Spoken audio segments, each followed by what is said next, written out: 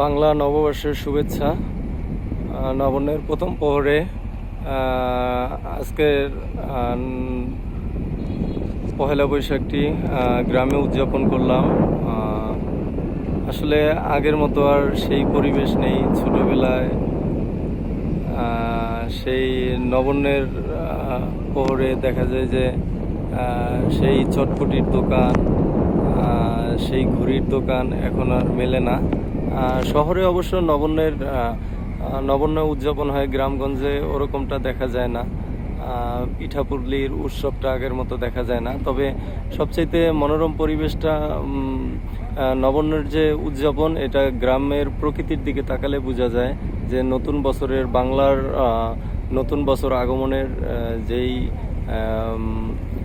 ভাব বিতর্কতা সেটা প্রকাশ পায় চারপাশের পরিবেশ, অনুকূল পরিবেশের দিকে তাকালে।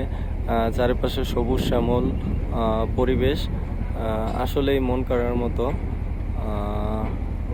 তো আজকের নবান্নটা উদযাপন করব লঞ্চ যাত্রার মাধ্যমে, ভিডিওর মাধ্যমে চারপাশের পরিবেশটাকে ফুটিয়ে তুলব এবং